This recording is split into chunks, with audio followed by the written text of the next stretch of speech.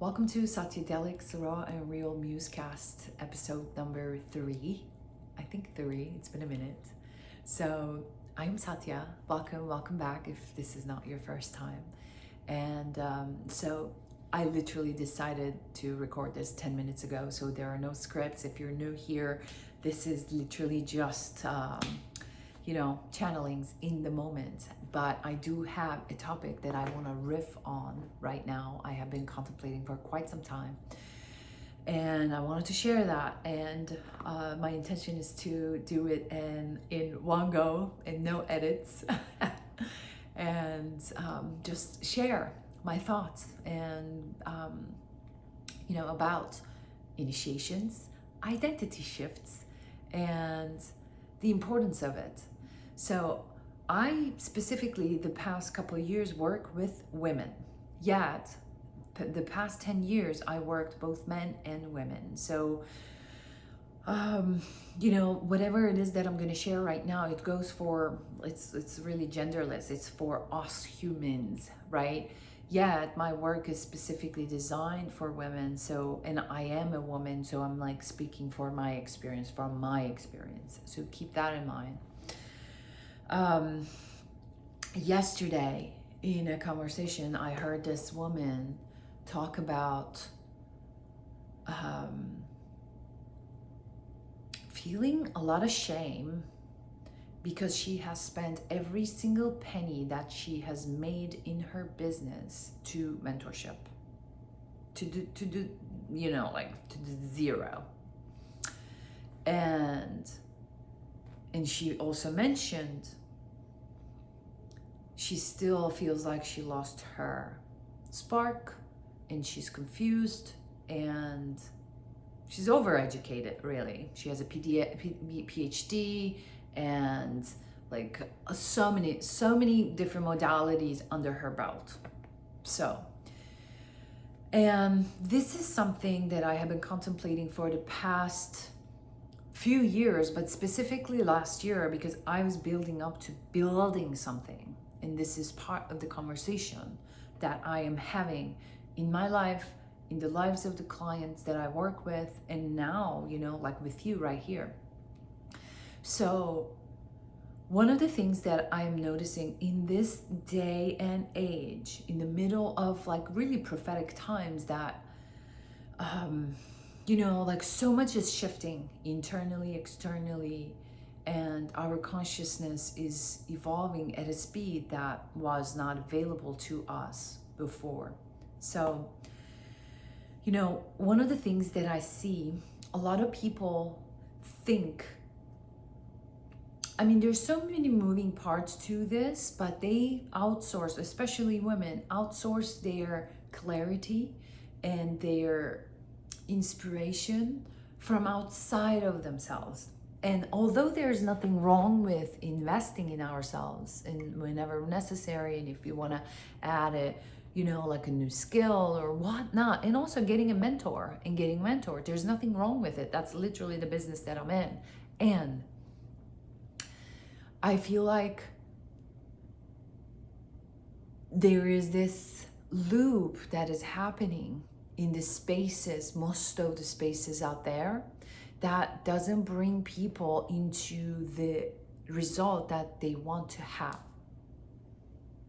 And it kind of feels like people are not even being led to the right space, but more into the loop, and deeper into the loop. And if you were to look at this from a nervous system standpoint, it, instead of unraveling the nervous system and like inviting the person and giving the tools for them to be more present within themselves, within their bodies, what is happening is bringing them more into a freeze, more into the loop, more into whatever it is that they're experiencing through the energetics. Nobody's doing it intentionally. There's a further loop, and I feel like people cannot escape this, and there is an industry of loop happening. And I have been watching this, and I want to talk about this in so many different ways and perspectives, but today one of the things that I want to mention is I feel like, especially women, when they are going through their initiations, their lack of integration of the initiation and also recognition of the initiation is actually moving them further into the loop of not trusting themselves and outsourcing whatever it is that they're trying to outsource, even though they're so educated, even though, you know, like they're willing to invest in themselves and get result. They can't, you know, possibly get results because it is literally they are constantly investing in becoming the better version of the limited identity, basically, instead of completely timeline shifting. So I have been thinking about this in this way. So in 2021, I have changed my name. And as soon as I decided that, and I have went through my initiation and also like a celebration with all my women friends, like a ceremony to celebrate and to turn that into a rite of passage, my body did not flinch when people called me with my new name. Like it was like, yes, this is who I am. Like it wasn't like, oh, I just changed my, like that, no questions. You know why? Because I taught it to my body. I taught it to my subconscious mind. And I celebrated that. It was etched into my being. So it wasn't like a second like thought of like, oh, who I am. Is this me? Are they calling me? Oh my God. None of that happened because it wasn't, I changed my name so that is just like the you know, the moment of like, oh, I'm just going to call this myself. It was like, this is who I am becoming. And this is a frequency that I'm willing to carry. And I am willing to go through the initiation process. And I will experience whatever it is that I'm going to experience through this, carrying this frequency, which it's a whole different episode. And it wasn't a thing. It was an identity shift. I became Satya. And everybody started calling me Satya. It wasn't like a second thought. So the reason I'm sharing this, I think a lot of people are going through massive initiations and rite of passages. Like it is supposed to be a rite of passage and an initiation, but because we lost the art, forgot the art of ceremony, initiation, and actually walking people through the thresholds of their being and like paradigm shifting within themselves, people loop and confuse themselves and they think they lost their spark, their inspiration, whatever it is. In my opinion and my personal experience, none of that is happening. What is happening is a death of so many versions still lingering inside of a woman, confusing her, and our inability to let that go. And we really so much identified by those versions, but they are death. There's death in there. There's like old, it's like energy, dead energy in there. Like it just creates confusion. That is why I think, you know, this self-improvement industry is like a dead end. It's a loop. It's a loop. It's a spiral. And there's so much money turning in it because also it's like really, you know, like really harvesting a lot of energy from these people who actually think they're lost. And some of them feel lost, and there's nothing wrong with being lost. But, you know, with so many good intentions and like willingness, people go into these containers and like get disappointed because they can't get to the other side, because the other side is not through the doing of the same things and outsourcing. The other side is like really deciding this is dead. And, you know, going through that ceremonial initiation, that ritual that teaches to our deep subconscious mind, so that like overnight, like it's an instant, you get to the other side with a different, you know, identity.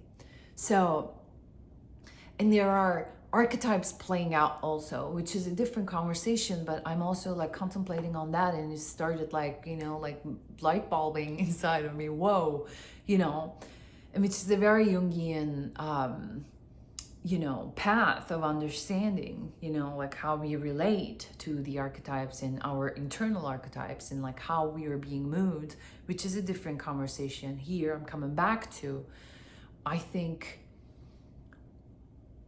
especially women, in order for us to really land into our womb space, into like channel that wisdom that is inherent in our bodies and connected to our throat, and like really bring it forth unapologetically, we gotta go through initiations. We gotta go through like really, you know, practices that is holistic, systemic, energetic, somatic in nature, holistically, and we get to the other side and we celebrate that, and we let the world know, like, you know, in my experience, it is, oh, like I called all the women in my life, probably like 25 women came to my house that day, and we sat in ceremony and we prayed for Satya and her new path. And we drank cacao, which I am also doing right now. And we celebrated. We celebrated this whole new path, and everybody knew. And I made it also public. Okay, this is my new name, and this year's, I didn't share the reasons, and nobody really needs to know the reasons. I decided, and so it is, like that's it. But even though I did that, I feel like, and I knew this, like I started studying subconscious mind when I was 19 years old. Like it's been over 20 years, actually 20 years this year. So 20 years of studying subconscious mind, and I know, like we learn through ceremony, ritual, like, you know, like making it really special. And through that, our bodies learn, our like psyche learns. And because we are like so used to not feeling and numbing down and suppressing ourselves, our emotions, and whatever it is that's happening, and we are so used to putting up a front, and no matter what, and then like a lot of people are celebrating out in the world, no matter what's happening, I'm showing up, I'm leading myself toward it, which is amazing to lead ourselves through hardship and lifing, yes. And we are so used to, you know, the triumphs and stuff, like we're losing forgetting the art of actually teaching it to our bodies, to psyches, and actually deciding, you know, like going through those rite of passages. And because of that, we are suffering so much. Because of that, we are missing out on so much wisdom, like lived wisdom, lived experience.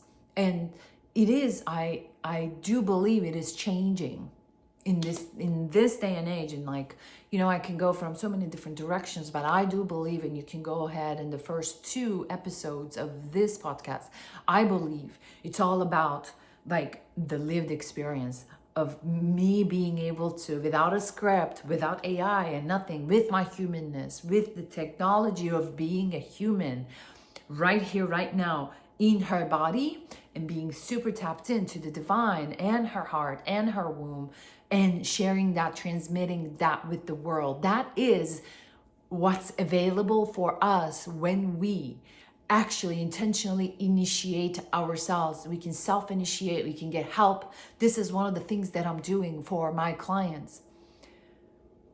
So there are thresholds like that we're walking, and each threshold is for something. And it doesn't have to be even like a huge experience and you're drinking, like ancestral medicine. I'm not talking about ancestral medicines when I'm talking about ceremonies. We can do these things, in our day-to-day, like being it, but making it part of life.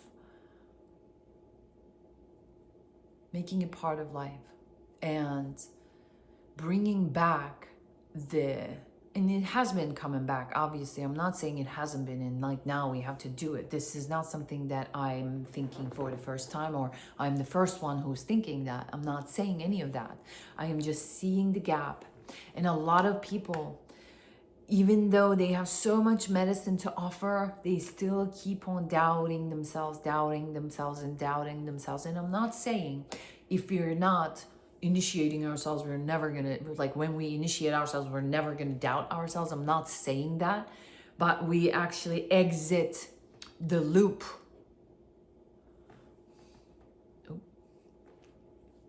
We exit the loop of improving the old version that has nothing to give us anymore. And like we're holding on. And holding on is very human. But in this time, what month like this is 28th of May today. 28th or 27th. 2026. And we're in prophetic times. There is so much happening right now. And it is very important for us to remember and leave the old versions behind and stop leaking energy, power, money in the name of, I'm investing in myself. No, you're not investing in yourself. You're outsourcing your authority. You're outsourcing your medicine. You're outsourcing your own channel, inspiration, whatever it is that wants to come through you. And that is not going to work for you. And that's the whole premise of Medicine of You Master Muse, that is a year-long container. Like all these women have so much to offer. Like this woman that actually opened this conversation and brought me here to actually talk about this. She's a PhD and she built a 7-figure company before and burned it down, and now like building it with like more truth and still not trusting herself and thinking that she lost her spark. Losing our spark is like us trying to move through life with expired identities.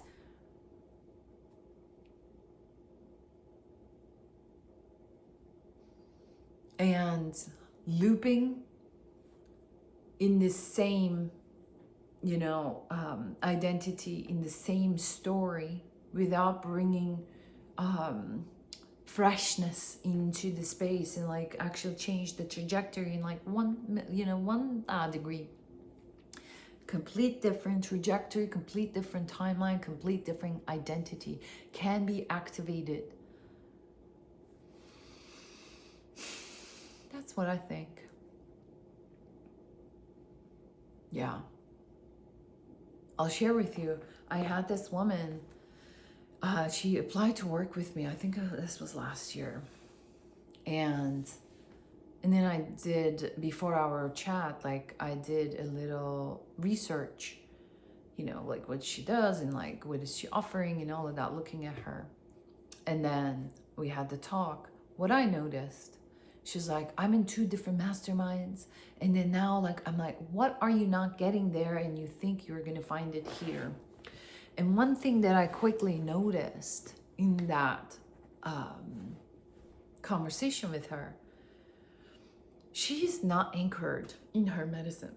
She's still looking outside of her so that she can finalize who she is. And even though there's nothing wrong with that, like it's a path, right? Like we discover ourselves. If we are trying to patchwork ourselves from someone else's medicine, if we're trying to patchwork our medicine from someone else's toolkit, that's not gonna work.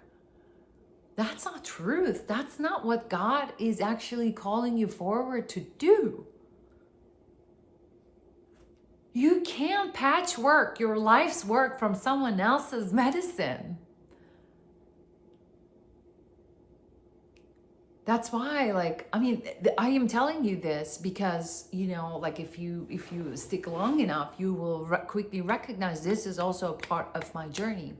When I went through my initiation, I spent a lot of time learning from the ancestral medicines, apprenticing with the ancestral medicines. In the beginning of my apprenticeship journey, I asked the medicine, okay, like I studied all these things, I learned from so many women, and I, you know, like I was like, oh, I like this, I like this, I like this. And then like, you know, like I'm also like exploring myself. These were like very early in my, you know, spiritual journey.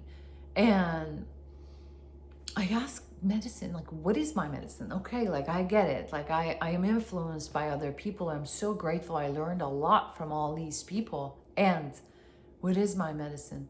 And that question got, you know, like took me through a very big excavation journey, and like to really finding myself and finding my medicine and getting in touch with my own heart, and also a lot of letting go, a lot of things like I was holding on to. So the reason I'm talking about this, and I know how important it is because it was also part of my journey. So my point for today is, if you are at a liminal space, which I know a lot of people are in this moment, and if you are noticing that you're not this past version anymore, but also you don't know like where you're headed and like what's happening, who you're becoming yet, so you're in this liminal, you're in this bardo, not here nor there moment, this is a great moment to go through ceremonial initiations and initiate yourself and claim and release and open your hands so you can actually release the grasping, right? You see this? This is grasping. You, how can you receive your new life, the answers to your prayers with this? This is how you receive. And through that, are you in this moment thinking that you're confused and leaking power, money, energy into spaces that are actually not answer to your questions and like bring you more into loop? Or are you actually saying, you know what, I'm not confused. It kind of feels like that because I don't know where, but also my default is not to surrender. But now I'm learning how to trust, open, soften, soften, soften. Richard Rudd says awakening is a series of softenings and openings. So us, you know, like releasing this and trusting God. And in that awakening happens, in that we realize our inherent abundance and the guidance that is always there. And it becomes louder, that guidance. And there is a different relationship in that. And through that, you become true to yourself, true to who you are here to be and who you say you are. And from that space, your true medicine starts, you know, oozing outside of you. So this is my point. If you guys are interested in any of the offerings that I have been talking about, which is the Medicine of You year-long Master Muse, this is the work that we do in there. Or if you want to do private work and bespoke ceremonial initiation work, threshold work, just get in touch with me. Best way to reach to me is Instagram messages.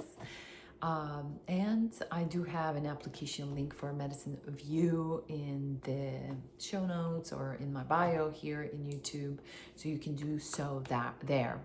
Follow along. Also, if you want to learn more about how I teach and what I teach, there's a Dharma Body Masterclass that is free, which is really the foundation of my work, like really the coherence, the congruence, the coherence work in the body, who we say we are, what we do in this world, and how we feel like in all of our bodies. And if you want to learn more about that work in that masterclass, it's free. And yeah, I hope this helps. Let me know what you think. Have you ever thought about this? Have you ever experienced? Are you actually experiencing any of these things that I'm talking about, where you may be holding on to the dead energies? And how can you release them? And this doesn't mean that you cannot do this work on your own. You can definitely do, but if you are not familiar with ceremonial initiations, and if you want to do and make it really beautiful and memorable, maybe you're going through a huge life thresholds, it would be my honor to support you in that. Thank you so much for being here, and I'll see you in another episode of Satya'delics. Blessings.